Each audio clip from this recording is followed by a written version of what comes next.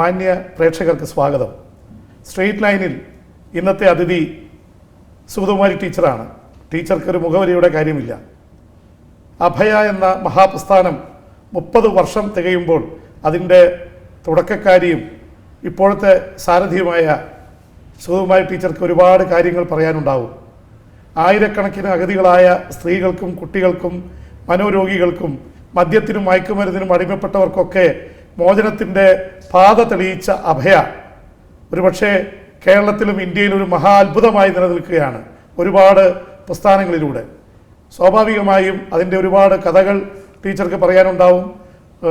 പ്രശസ്ത കവിയത്രിയും സാമൂഹ്യ പ്രവർത്തകയുമായ ടീച്ചർ എങ്ങനെ സാമൂഹ്യ സേവനത്തിൻ്റെ ഒരുപക്ഷെ സമൂഹത്തിൻ്റെ അടിത്തട്ടിൽ എല്ലാവരാലും ഉപേക്ഷിക്കപ്പെട്ടവരുടെ അഭയവും അത്താണിയുമായി മാറിയതിൻ്റെ കഥ, അത് അഭയയുടെ തന്നെ കഥയാണ്. ആ കഥ ടീച്ചർ ഇവിടെ തുറന്നു പറയുമെന്ന് പ്രതീക്ഷിക്കുന്നു. സുഗതകുമാരി ടീച്ചർക്ക് സ്ട്രെയിറ്റ് ലൈനിലേക്ക് ഹൃദയം നിറഞ്ഞ സ്വാഗതം. ടീച്ചർ അഭയ 30 വർഷം പിന്നിടുകയാണ്. 30 വർഷം എന്ന് പറയുന്നത് ഒരുപാട് സങ്കടങ്ങളിലൂടെ ദുഃഖങ്ങളിലൂടെ ഒരുപാട് പേരുടെ ദൈന്യത കണ്ട് പോയ 30 വർഷങ്ങളാണ്. ഈ 30 വർഷത്തെ ഇങ്ങനെ ഓർക്കുമ്പോൾ ടീച്ചറുടെ മനസ്സിൽ വളരെ അവിസ്മരണീയമായിട്ട് ഒരുപാട് കാര്യങ്ങളുണ്ടാവും. അതിലേതെങ്കിലും ഒരു അവിസ്മരണീയമായ സംഭവം അയവിറക്കിക്കൊണ്ട് അഭയെക്കുറിച്ച് നമുക്ക് തുടങ്ങാൻ തോന്നുന്നു. 30 വർഷം എന്ന് പറയുമ്പോൾ ഒരു നീണ്ട വഴിയാണ്, കഠിനമായ യാത്രയാണ്, അതീവ ദുർഘടമായ ക്ലിഷ്ടമായ മാർഗം. പൂവഴിയല്ല, ഒരു തണൽ വഴിയല്ല, എപ്പോഴും അതൊരു കനൽ വഴിയായ സമയങ്ങളുണ്ട്. പലപ്പോഴും മരുഭൂമിയിലൂടെ മരുവഴി കനൽ വഴി എന്നൊക്കെ ഞാൻ ഈയിടെ എഴുതി. മരുവഴിയും കനൽ വഴിയുമായിരുന്നു ഒരുപാട് തവണ. കനൽ വഴിയായ ഇടയ്ക്കിടയ്ക്ക് വല്ലാത്ത ഘട്ടങ്ങളുണ്ടായിട്ടുണ്ട്. അപ്പോൾ ഇനി മുമ്പോട്ട് പോകാൻ ഒക്കില്ല, എല്ലാം തീർന്നു എന്ന് തോന്നുന്ന സമയങ്ങളുണ്ടായിട്ടുണ്ട്. എങ്കിലും കനൽ വഴി പിന്നീട് പതുക്കെ ഒന്ന് തണുക്കും, മരുവഴിയായി മാറും, ഇടയ്ക്കിടയ്ക്ക് ഒരു തണൽ വഴിയാകും. അങ്ങനെ മുമ്പോട്ട് നീങ്ങി 30 വർഷങ്ങൾ എങ്ങനെയോ കടന്നു പോയിരിക്കുന്നു. ഈ ഭാരം ചുമന്നുകൊണ്ട് ഒരുപാട് പേരുടെ കണ്ണുനീര് കണ്ടുകൊണ്ട് ഒരുപാട് പ്രശ്നങ്ങളെ അഭിമുഖീകരിക്കാൻ സ്വയം പഠിച്ചുകൊണ്ടും ബാക്കിയുള്ളവരെ പഠിപ്പിക്കാൻ ശ്രമിച്ചുകൊണ്ടും തീരാതെ ഒഴുകുന്ന കണ്ണുനീര് തുടയ്ക്കാൻ പാടുപെട്ട് ശ്രമിച്ചുകൊണ്ടും കുറച്ചൊക്കെ സാധിച്ചിട്ടുള്ളൂ. 1000 കൈകൾ നീളുമ്പോൾ 10 കൈകളെ മുറുക്കെ പിടിക്കാൻ ഒക്കുള്ളൂ. അങ്ങനെയൊക്കെ അല്പാൽപമേ സാധിച്ചുള്ളൂ. കടൽ പോലെയാണ് ദുഃഖം, കടൽ പോലെയാണ് ദുരിതങ്ങൾ. അതിൽ നിന്ന് എത്ര നമുക്ക് അതിൽ നിന്നൊരു പരിഹാരം കാണാൻ സാധിച്ചു, എത്ര കോരിയെടുക്കാൻ സാധിച്ചു എന്ന് വെച്ചാൽ കുറച്ച് കൈക്കുമ്പിളിലേ എടുക്കാൻ ഒക്കുള്ളൂ. കണ്ണീര് കടൽ പോലെയാണ് കണ്ണീര്. കൈക്കുമ്പിളിൽ കോരിയെടുക്കാൻ ശ്രമിച്ചിട്ടുണ്ട്. അതൊരു വിജയമാണോ എന്നൊന്നും ചോദിക്കരുതേ. പ്രയത്നമായിരുന്നു, കഠിനമായ ആത്മാർത്ഥമായ പ്രയത്നമായിരുന്നു, തപസ്സായിരുന്നു. അത്രേ എനിക്ക് പറയാനുള്ളൂ. അങ്ങനെയുള്ള ഒരുപാട് പേര്, ഇപ്പോൾ സ്ത്രീകളുടെയും കുട്ടികളുടെയും മനോരോഗികളുടെയൊക്കെ മുഖം ടീച്ചറുടെ മനസ്സിലുണ്ടാവും. അതിൽ ഇപ്പം അടുത്ത കാലത്ത് നടന്ന ഏതെങ്കിലും ഒരു സംഭവം ഇതുമായി ബന്ധപ്പെട്ട് ടീച്ചറുടെ മനസ്സിൽ മായാതെ നിൽക്കുന്ന ഒരു സംഭവം ഓർക്കാവോ? ഞാൻ ഓർക്കുകയാണ്. ഇങ്ങനെ എത്ര കേസാണെന്നോ ജെയിംസ്, എത്ര പേരാണെന്നോ. ഈയിടെ ഒരു അച്ഛൻ, ഇവിടെ ഒരു ഉയർന്ന ഉദ്യോഗസ്ഥനാണ്, അദ്ദേഹം വന്ന് 2 തവണ പോകുന്നു. ഒരു ഭ്രാന്തനെ പോലെ ആയി ആ മനുഷ്യൻ. മകളെപ്പറ്റി പറഞ്ഞ് കരയുകയാണ്. 2-3 ദിവസം കൂടെ കൂടുമ്പോഴേ വീട്ടിൽ വരും. ഈ പെൺകുട്ടി കോളേജ് വിദ്യാർത്ഥിനിയാണ്. 3 ദിവസം കൂടുമ്പോൾ വീട്ടിൽ വരും. വന്ന് കുളിച്ച് ആഹാരമൊക്കെ കഴിച്ച് ഡ്രസ്സെല്ലാം മാറി വീണ്ടും പോകും. എവിടേക്ക് പോകുന്നതെന്ന് പറയുന്നില്ല. വീണ്ടും 2-3 ദിവസം കഴിഞ്ഞ് വരും. അച്ഛനോടും അമ്മയോടും ഒക്കെ അങ്ങ് തട്ടി മാറ്റുകയാണ്. എത്ര ശ്രമിച്ചിട്ട് നിവർത്തിയില്ല, എന്ത് ചെയ്യണം? ഞാൻ പറഞ്ഞു പോലീസിൽ റിപ്പോർട്ട് ചെയ്യൂ. അപ്പോൾ ഇവിടെയൊക്കെ ഇരിപ്പുണ്ട്, ഇന്ന സ്ഥലങ്ങളിലൊക്കെയാണ് അവരുടെ വിഹാരരംഗം ഈ പിള്ളേരുടെ എന്ന് പറഞ്ഞു. ഞാൻ പറഞ്ഞു ഇങ്ങനെ 2-3 ദിവസം കണ്ടില്ലെങ്കിൽ പോലീസിൽ അറിയിച്ച് വേണ്ടത് ചെയ്യാത്തതെന്ന്. അപ്പോൾ പോലീസുകാരെന്നോട് പറഞ്ഞു, ഈ കുട്ടിയുടെ കാര്യത്തിലല്ല, ഞങ്ങൾ എത്ര പേരെയെന്നും പറഞ്ഞ് വരട്ടണം, അറസ്റ്റ് ചെയ്യണം. വരട്ടെ, നടക്കട്ടെ. കോളേജിലാണെങ്കിലും നമുക്ക് സഹിക്കാം ജെയിംസേ.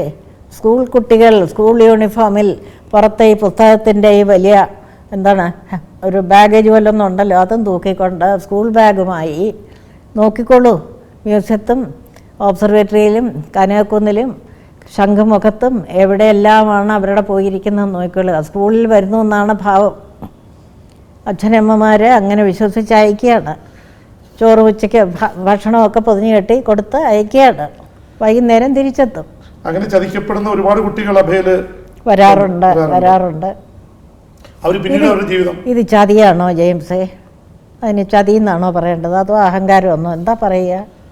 പ്രായത്തിൽ ഒരു പക്ഷേ അവരറിയാതെ ആര് ചതിക്കുന്നു? ഈ 2-നും 16-ഉം 15-ഉം ഒക്കെ വയസ്സുള്ളൂ.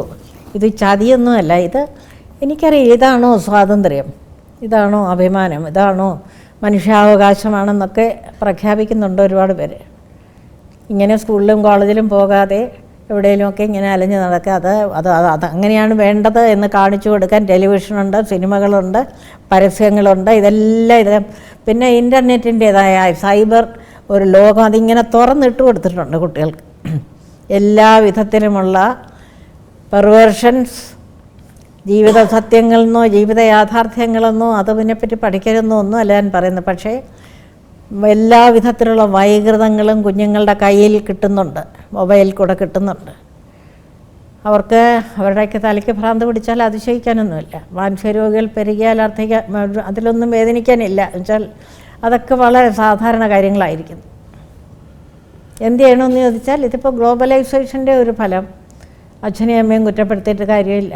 അവരുടെ കയ്യിൽ നിന്ന് വിട്ടുപോകുന്നു, കുട്ടികൾ വിട്ടുപോകുന്നു. ടീച്ചേഴ്സിനെ പറഞ്ഞിട്ടും കാര്യമില്ല. പക്ഷേ എല്ലാവരും, സമൂഹം ഒന്നടങ്കം, അച്ഛനമ്മമാരും രക്ഷാകർത്താക്കളും PTA പോലുള്ള സംഘടനകളും സമൂഹവും എല്ലാവരും ശ്രദ്ധിച്ചില്ലെങ്കിൽ കുട്ടികൾ ഒരുപാട് അപകടങ്ങളിലേക്ക് പോയിക്കൊണ്ടിരിക്കുകയാണ്.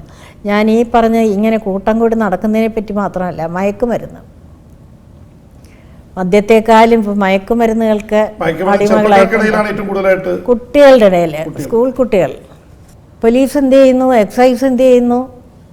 ഇതാരും അറിയുന്നില്ല. ഈ സ്കൂളിന് ചുറ്റും ഇത്രയധികം മയക്കുമരുന്ന് വിൽപ്പന നടക്കുന്നുണ്ട്. എല്ലാ സ്കൂളിനും ചുറ്റും വലിയ റാക്കറ്റുകളുണ്ട്. എന്തുകൊണ്ട് പോലീസിന് വേണ്ടതുപോലെ അതികഠിനമായ രീതിയിൽ ഇത് കർശനമായിട്ട് പരിശോധിച്ച് കഠിന ശിക്ഷ കൊടുക്കണം, എന്നാൽ മാത്രമേ പറ്റൂ. സെൻകുമാറിനെ പോലുള്ള DGP നേരത്തെ തന്നെ അഭയായിട്ട് ബന്ധപ്പെട്ട് ആൾക്കാരൊക്കെ അവിടെ എത്തിക്കുന്ന ആളാണ്. അപ്പോൾ സെൻകുമാറുമായിട്ട് ഇതിനെക്കുറിച്ച് സംസാരിച്ചിട്ടില്ലേ? സെൻകുമാറിനോടൊക്കെ സംസാരിച്ചിട്ടുണ്ട്. അവരൊക്കെ പരമാവധി നോക്കുന്നുണ്ട്. എങ്കിലും എനിക്ക് തോന്നുന്നു ഇതെല്ലാവരുടെയും കൈവിട്ട് പോകുന്നൊരവസ്ഥയാണെന്ന്. മനസ്സിലാക്കണം രക്ഷാകർത്താക്കൾ, ഇത് കേട്ടുകൊണ്ടിരിക്കുന്ന രക്ഷാകർത്താക്കളൊന്നും അറിയണം. ആൺകുട്ടിയും പെൺകുട്ടിയും നമ്മുടെ മക്കൾ, അവർക്ക് എന്ത് സംഭവിക്കുന്നു എന്നുള്ളതിന് അങ്ങേയറ്റത്തെ ജാഗ്രത പുലർത്തണം. അല്ലെങ്കിൽ പിന്നെ കരഞ്ഞിട്ട് കാര്യമില്ല. അതുപോലെ തന്നെ അഭയ തുടങ്ങാനുണ്ടായ ടീച്ചർ പ്രശസ്തയായ കവിയത്രിയാണ്, അതുപോലെ തന്നെ പരിസ്ഥിതി പ്രവർത്തകയാണ്. സൈലന്റ് വാലി രക്ഷപ്പെടുത്താൻ വേണ്ടിയിട്ട് ഇന്ദിരാഗാന്ധിയുടെ അടുത്ത് വരെ. അപ്പം അങ്ങനെ ഒരു പ്രവർത്തന മേഖലയിൽ നിന്ന് ഇപ്പോൾ ഈ ആതുര എന്ന് വെച്ചാൽ ഏറ്റവും ഇതായിട്ടുള്ള കാരുണ്യം അർഹിക്കുന്ന ആൾക്കാർക്ക് വേണ്ടിയിട്ട് ജീവിതം ഒഴിഞ്ഞു വയ്ക്കുക, അല്ലെങ്കിൽ 30 വർഷം ഇത് ചെയ്യാനുള്ളൊരു കാരണം മനോരോഗികളുടെ കഥയാണെന്നാണ് അത് പലതവണ പറഞ്ഞിട്ടുണ്ട്. എന്നാൽ പോലും 30 വർഷം തികയുമ്പോൾ ആ ഒരു അനുഭവം കേൾക്കാൻ തീർച്ചയായിട്ടും പ്രേക്ഷകർക്ക് താല്പര്യമുണ്ടാവും. തിരുവനന്തപുരം മനോരോഗ ആശുപത്രിയിലെ സന്ദർശനത്തിൽ നിന്നാണ് കഥ തുടങ്ങുന്നത് എന്നാണ് മനസ്സിലാക്കിയിട്ടുള്ളത്. അതൊരു എൻ്റെ ജീവിതത്തിലെ ഒരു വഴിത്തിരിവായിരുന്നു. ആദ്യത്തെ വഴിത്തിരിവ് സൈലന്റ് വാലിയാണ്. കവിത എഴുതി വീട്ടുകാരിയും നോക്കി കഴിഞ്ഞിരുന്ന എൻ്റെ ജീവിതത്തിലൊരു വലിയ ഒരു വഴി വെട്ടിമുറിച്ച് ഇതിലേ പോകും എന്ന് പറഞ്ഞതായിരുന്നു സൈലന്റ് വാലി. അതെ, അത് കഴിഞ്ഞ് പിന്നീടാണ് ഈ മാനസിക രോഗ ആശുപത്രി. അതൊക്കെ എതിർച്ചയാണ്. സുന്ദർ എന്നൊരു ചെറുപ്പക്കാരൻ എൻ്റെ അനുജത്തി സുജാതയോടും എന്നോടും വന്ന് ഇവിടുത്തെ തിരുവനന്തപുരത്തെ മെൻ്റൽ ഹോസ്പിറ്റലിനെ പറ്റി കുറേ കാര്യങ്ങൾ പറഞ്ഞു. പറയാൻ കൊള്ളാത്ത കാര്യങ്ങളാണ് അദ്ദേഹം പറഞ്ഞത്. പ്രത്യേകിച്ച് ചെറുപ്പക്കാരികളായ മനോരോഗികളുടെ കാര്യങ്ങൾ. വളരെ ദയനീയമാണ് ഇവിടുത്തെ കാര്യങ്ങളെന്ന് പറഞ്ഞു. ഞാൻ വിചാരിച്ചൊന്ന് പോയി അന്വേഷിക്കണമല്ലോ. പ്രത്യേകിച്ച് പെണ്ണുങ്ങളുടെ കാര്യം കേട്ടപ്പോൾ എനിക്കൊരു വിഷമം തോന്നി.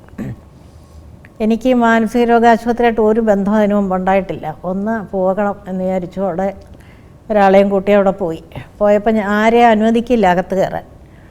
It was A closed asylum.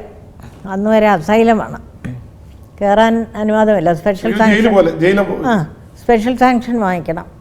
ഞാൻ പോയി പ്രത്യേക അനുമതി വാങ്ങി വന്നപ്പോൾ you can visit the female wards only എന്നെഴുതിയൊരു പാസ്വേർഡ് അതും കൊണ്ട് ചെന്നു. എൻ്റെ കൂടെ വന്നയാളെ അകത്ത് കയറ്റിയില്ല, ഞാൻ മാത്രം പെണ്ണുങ്ങളുടെ വാർഡിലേക്ക് പോയി. മുറ്റത്ത് ചെന്നപ്പോൾ തന്നെ ഭയങ്കരമായ ഒരു വിധത്തിൽ നമുക്ക് സഹിക്കാനാണ് ദുസ്സഹമായ ദുർഗന്ധം. എന്താ ഇത്രയും നാറ്റം എന്ന് വിചാരിച്ചു. അപ്പോൾ ഇങ്ങനെ നിരനിരയായിട്ട് സെല്ലുകളാണ്. ഞാൻ വരാന്തയിലോട്ട് കയറിയപ്പോൾ ഇങ്ങനെ സാരി കൊണ്ട് ഇങ്ങനെ മൂക്ക് പൊത്തി ഇതിങ്ങനെ പിടിച്ചുകൊണ്ടാണ് ഞാൻ നിൽക്കുന്നത്. അത്ര നാറ്റമാണ്. എന്താ ഇത്രയേറെ എന്തോ ചത്ത് കിടക്കുന്ന നാറ് കാണാൻ തോന്നും. നോക്കിയപ്പോൾ ഓരോ ഇങ്ങനെ കാണുന്ന സെല്ലുകളുണ്ടല്ലോ, ഓരോന്നിലും ഒരാളെ ഇടാൻ പണ്ട് ഉദ്ദേശിച്ചുണ്ടാക്കിയിട്ടുള്ള ഓരോ സെല്ലും 2, 3, 4 പെണ്ണുങ്ങൾ വീതമുണ്ട്. നിറഞ്ഞിങ്ങനെ 10-100 സെല്ല്. അടുക്കൽ ചെന്നപ്പോഴാണ് മനസ്സിലാകുന്നത് ആ ഓരോ സെല്ലും എൻ്റെ മൂലയിലും ഓരോ കക്കൂസ് കുഴിയുണ്ട്.